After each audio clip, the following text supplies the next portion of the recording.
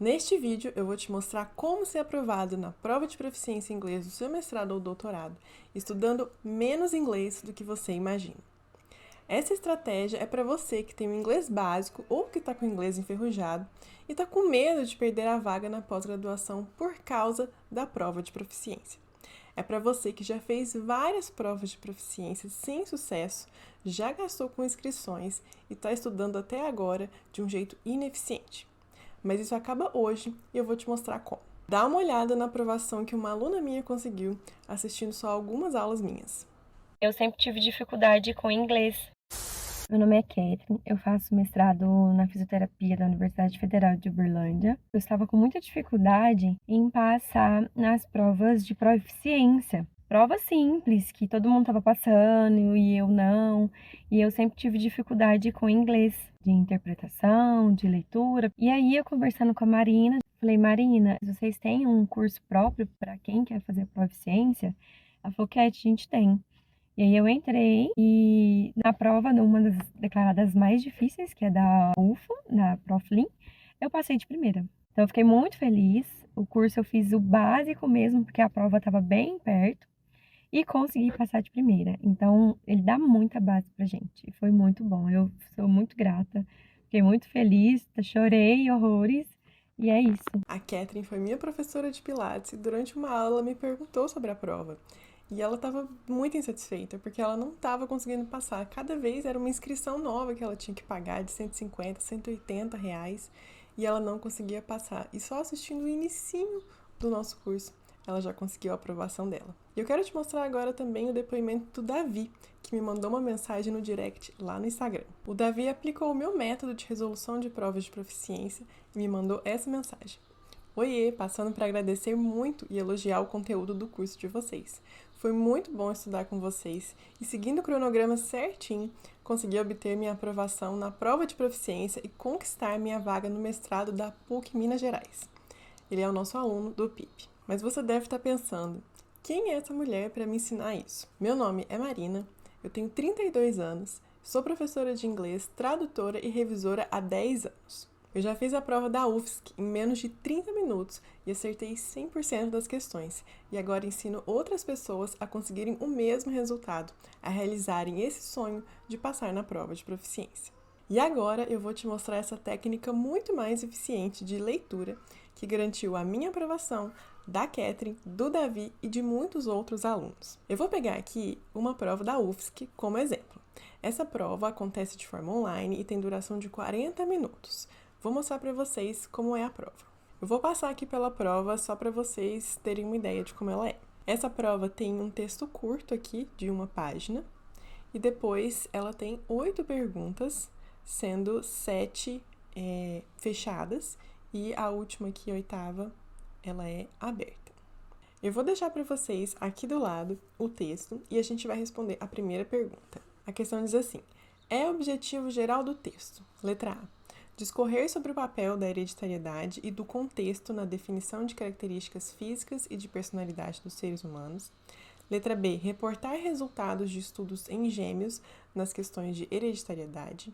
Letra C. Argumentar que as crianças formam sua personalidade tendo por base preponderantemente o contexto em que estão inseridas. E letra D. Reportar os 5 principais tipos de personalidade discutidas no campo da psicologia. Como você resolveria essa questão? Eu consigo resolver em 2 minutos, mas pause o vídeo e veja quanto tempo você demora. Logo de cara, eu vou te falar a resposta correta. A resposta certa é a letra A. Mas como que eu cheguei nisso? A primeira coisa é olhar o texto usando a técnica skimming. Skim é um verbo em inglês que significa passar por uma superfície sem tocá-la, como que fazendo um voo rasante.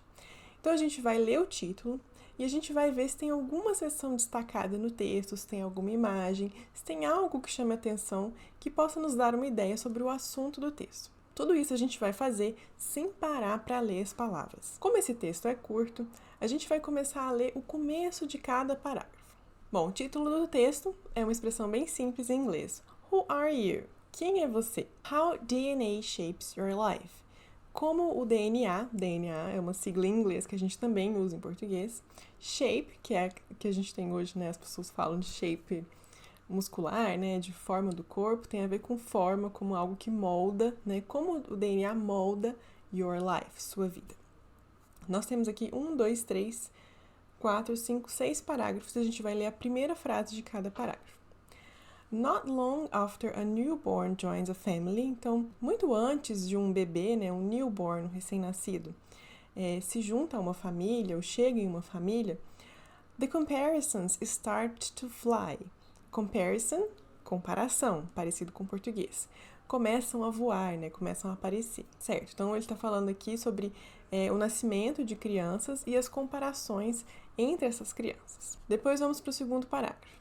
It's what heredity is all about. Então, é disso que a hereditariedade, heredity, também parecido com o português, é disso que ela fala. Quando ele fala, né, it's what heredity is all about, ele está retomando o que foi dito no parágrafo anterior. Então, esse parágrafo aqui ele tem uma conexão importante com o anterior, mas a gente não vai entrar nisso agora. Vamos então para o terceiro parágrafo. Yet, when you consider how essential physiological features are, vamos por partes, né? Yet aqui está sublinhado porque tem uma questão na prova que fala sobre isso. Vocês vão ver que tem outras palavras sublinhadas também. Yet, aqui nesse início de frase, significa no entanto, contudo. Quando ele está no final da frase, ele tem outro sentido, que é já, tipo assim, já aconteceu. You consider também parece com português, considera, né? Quando você considera how essential, quão essencial, quão essenciais, né, são as psychological features, psicológica, né, a mesma coisa em português, bem parecido. E features aqui tem o sentido de características. Então, quando você considera o tanto que essas características psicológicas são importantes, são essenciais, to any definition of ourselves, para qualquer, any aqui no sentido de qualquer, definição, of ourselves. Ourselves significa nós mesmos. It seems, parece que, the science is not nearly where it should be. Parece que a ciência, ciência, também parecido com o português, is not, não está, nem um pouco perto, nearly, not nearly, near significa perto, onde ela deveria estar. Where it should, aquele verbo condicional, né, deveria, na compreensão, in understanding, the specific mechanisms, então os mecanismos específicos, that create those features, que criam essas características. Então, o que essa frase fala, né? Ela fala que a ciência não está perto de descobrir, de entender quais são os mecanismos específicos que criam as características psicológicas. Essa frase, então, mostra que a ciência não está nem um pouco perto de descobrir quais são esses mecanismos específicos que influenciam nas características psicológicas, né? Porque as físicas a gente já tem informações sobre o DNA, né? A ciência já entendeu isso, mas a gente não sabe exatamente como funciona para determinar as características psicológicas. Vamos para o próximo parágrafo. From the first days out of the womb, então, nos primeiros dias, first days, fora, né, out of, fora do womb, que aqui pode ser uma palavra que vocês não conheçam, seria legal procurar no dicionário. Womb significa útero, então fora do útero. And on into the toddler, então, e depois, quando a criança cresce, até ela virar um toddler. Toddler é uma criança de mais ou menos 2 anos. And tween years, tween é jovem, né, adolescente, então até a pessoa se tornar adolescente. Children are sponges. Children são crianças, sponges, esponjas. Então, as crianças são esponjas. Observing and mimicking the behavior of their elders. Então, elas observam, um verbo aí parecido com o português, e mimicking também parece com o português. Elas imitam o comportamento dos mais velhos. Behavior, comportamento. Elder é mais velho. Old é velho. Elder é mais velho. Clearly, no próximo parágrafo, né? Claramente, the human personality is a well-woven tapestry to both DNA-based and environmental threads. Muitas palavras difíceis aqui, né? Aqui também vale a pena pesquisar algumas. Então, claramente, the human personality, a personalidade humana. Well-woven significa bem tecida, bem amarrada. E tapestry é tapeçaria, tapete, então uma tapeçaria bem amarrada. To both DNA-based, ou seja, baseado no DNA, com base no DNA, and environmental threads, que são thread significa fio, né? A gente tem essa nova rede social, threads significa fio. Então é bem amarrada tanto com fios ambientais, né, do contexto que a pessoa cresceu, que é environmental, significa ambiental, e relacionados ao DNA. Então, a personalidade humana tem tanto questões do DNA envolvidas, quanto do meio em que ela cresce, né, do ambiente, do contexto. Último parágrafo. Studies of twins, estudos de gêmeos. Aqui apareceu, né, twins, que a gente inclusive viu na questão.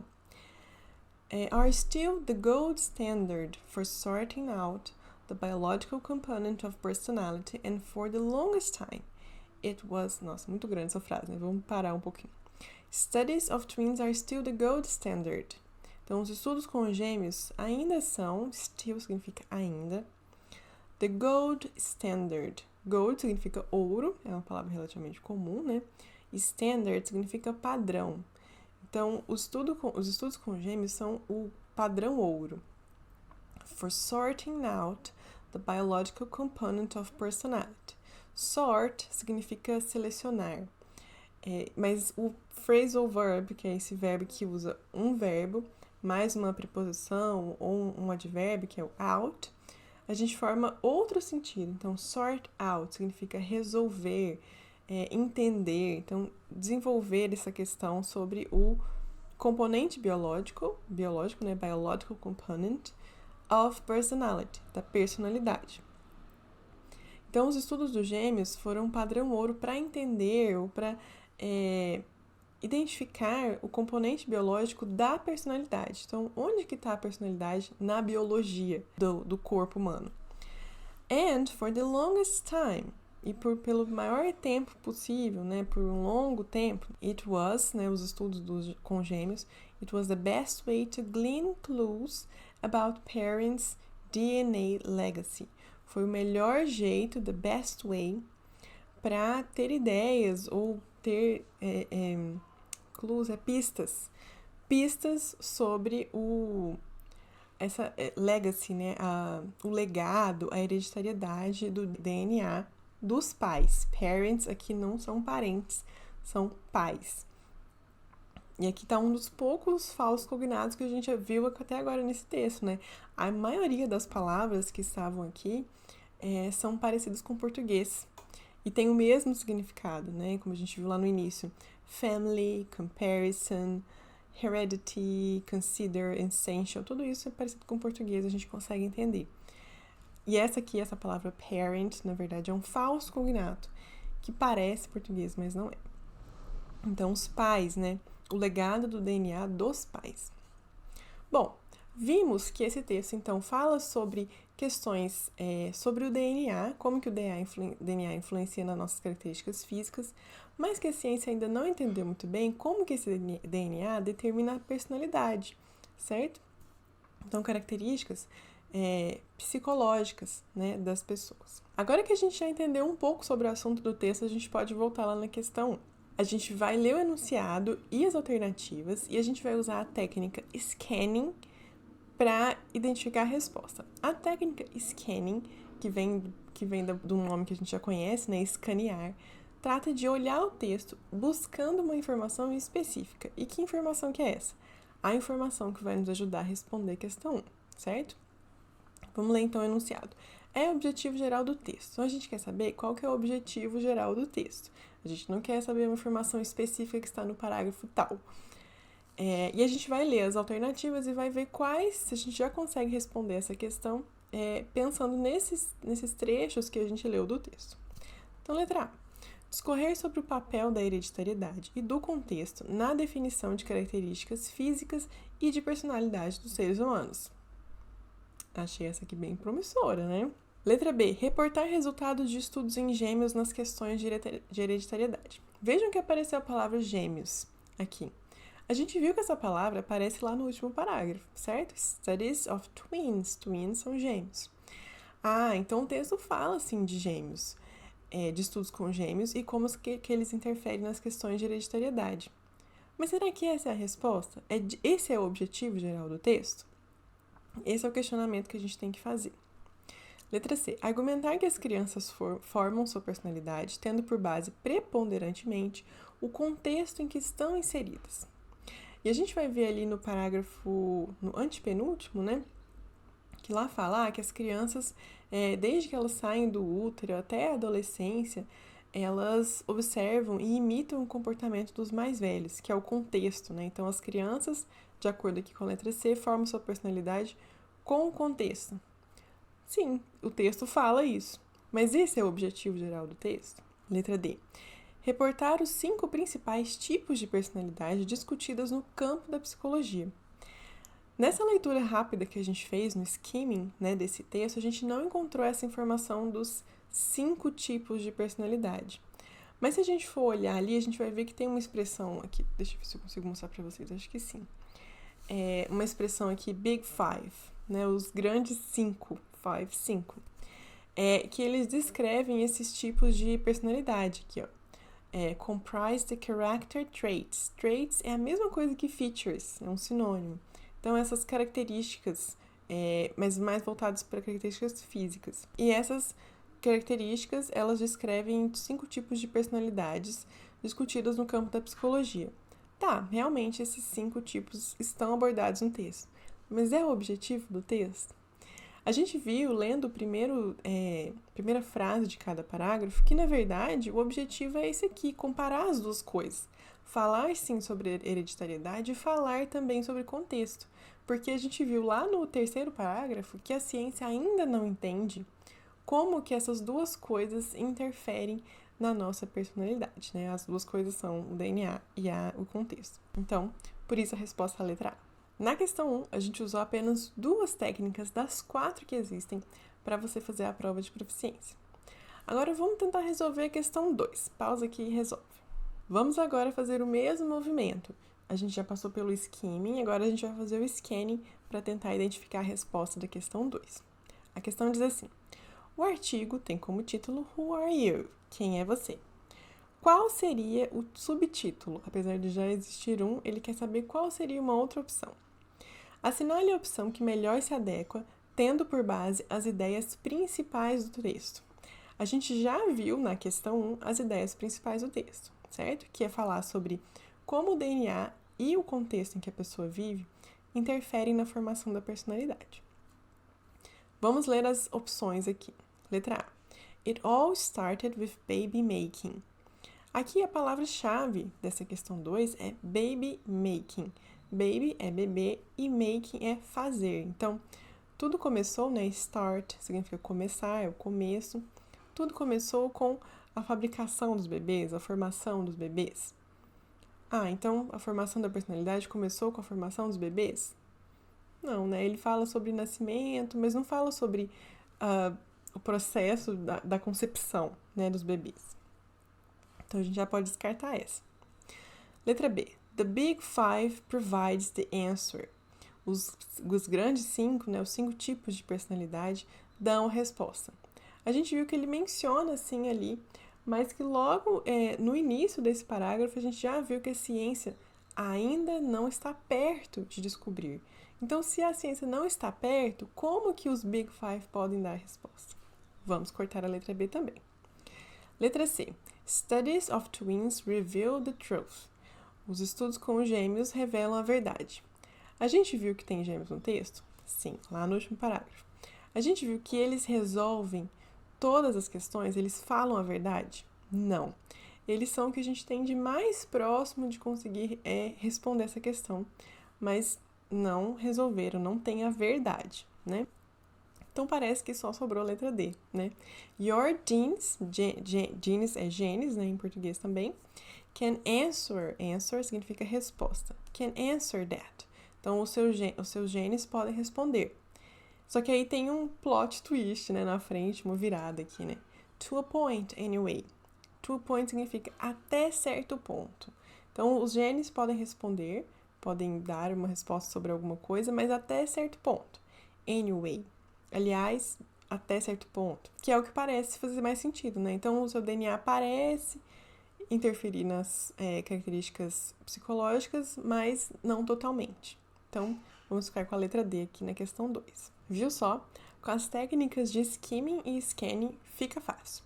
Você consegue encontrar as informações que precisa e já ir descartando as alternativas até chegar na resposta certa. É claro que leva prática, você já entendeu, né? Mas por que é importante resolver rápido a prova? As provas normalmente têm pouco tempo, de 40 minutos a 3 horas. Mas 3 horas é pouco tempo? Com um texto longo e técnico e um conhecimento básico de inglês, sim, é bem pouco tempo. Você tem de 5 a 10 minutos para responder cada questão. E aqui tem o tempo de ler cada questão, buscar no texto, procurar alguma palavra no dicionário e às vezes responder uma questão aberta. Se você demorar, mesmo que você saiba a resposta certa, você não vai ter tempo de responder e vai terminar a prova fazendo lá 70%, 80% e vai chutar todo o resto. Então, além do skimming e do scanning que eu acabei de explicar para vocês, tem a predição, em que você usa o seu conhecimento prévio para aumentar a sua compreensão sobre o texto, e tem também a técnica da inferência, em que você tira conclusões do conteúdo do texto para responder as questões. Mas aí você pode estar pensando, né? Então eu nem preciso saber inglês, só preciso saber as técnicas para resolver a prova. É mais ou menos isso. Entre ser fluente e não saber a técnica, ou então saber o básico e saber as 4 técnicas, é mais provável que você tire uma nota alta na segunda opção. Mas você precisa do básico do inglês. Mas até para isso, tem método. Quando o seu conhecimento de inglês é básico, você corre o risco de travar diante de um texto longo e que tenha muitas palavras desconhecidas. É comum alunos desistirem nas primeiras linhas do texto por não conseguirem entender todas as palavras que estão lá. Então, é por isso que você precisa aprender técnicas linguísticas para poder superar essa limitação de vocabulário. Por exemplo, na hora da prova, você vai buscar palavras-chave no texto e nas questões, como a gente fez aqui, e vai usar isso para fazer buscas inteligentes no dicionário. Você também vai prestar atenção nas palavras de origem latina, que são parecidas com o português e que têm o mesmo significado. Essas palavras latinas, elas compõem 60% do vocabulário do inglês. Ou seja, você já sabe muitas palavras do inglês, apesar de achar que não. É assim que pessoas que sabem pouco inglês são aprovadas em provas de proficiência. É até um hack, uma falha, uma brecha na prova, porque as provas são feitas para avaliar o seu inglês, enquanto é possível passar nelas estando muito longe da fluência. Basta saber as técnicas e a identificação de palavras-chave. E é justamente isso que os meus alunos aprendem no PIP. O Proficiência em Inglês para Pós-Graduação, o PIP, é o meu curso de leitura em inglês para aprovação em provas de proficiência no mestrado e doutorado no Brasil. No curso, você encontrará 4 aulas de estratégia de resolução de prova: skimming, scanning, predição e inferência textual. E ainda tem uma aula sobre tradução para provas que exigem essa habilidade em uma questão específica. Você vai se aprofundar nas técnicas que mostrei aqui e vai poder praticar várias vezes com a apostila do curso e os exercícios complementares, até você conseguir acertar pelo menos 90% das questões e saber que está pronto para fazer a prova e passar. Além disso, você vai ter acesso a 21 aulas gramaticais para melhorar o seu inglês e o seu vocabulário, o que vai facilitar a resolução da prova e aumentar a sua confiança em ler inglês. Além das aulas em vídeo, você vai ter uma apostila completa com todo o conteúdo e os exercícios para você acompanhar as aulas e fazer anotações. Tudo isso você pode acessar por 1 ano por apenas R$ 497, que você pode parcelar em até 12 vezes sem juros, que dá 12 vezes de 41 em 41. Clicando no botão aqui embaixo, você vai direto para a página do curso e pode começar a estudar agora mesmo. Ai, Marina, mas a minha prova é daqui a 1 mês, eu vou conseguir me preparar até lá? Sim, o PIP tem duração de 20 horas no total, então você consegue concluir o curso em 1 mês se assistir 1 hora de aula por dia e ainda assim descansar nos finais de semana. Você pode, inclusive, baixar o roteiro de estudos que nós disponibilizamos no curso para montar um cronograma personalizado para te ajudar a se organizar. Ai, Marina, mas o meu inglês é muito básico. Eu vou conseguir aprender mesmo com um curso curto? Sem dúvida.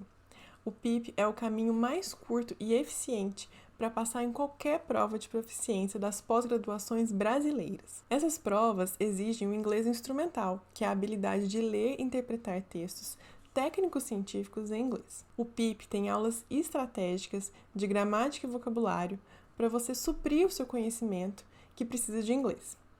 Mas lembre-se, é muito importante dominar a técnica de resolução de prova, certo? Ai, Marina, mas o curso é caro para mim no momento.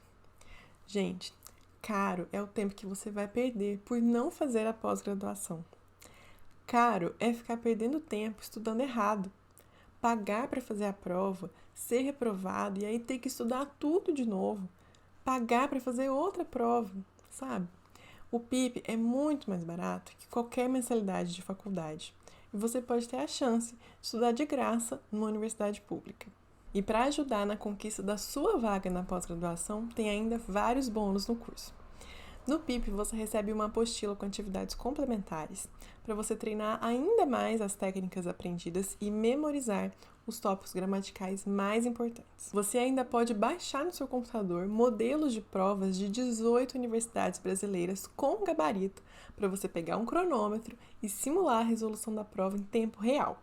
E ainda tem as aulas bônus sobre uso de dicionários na prova, que são permitidos, e a resolução de algumas provas específicas, como da UFMG, da URGS e da UF. Então garanta a sua aprovação na prova de proficiência da sua universidade e ainda melhore seu domínio do inglês para a sua carreira acadêmica. Acesse o curso agora pelo botão aqui embaixo. Ah, e lembre-se, você tem 7 dias para testar e se não gostar, pode pedir seu reembolso total diretamente pela plataforma. Te vejo no curso.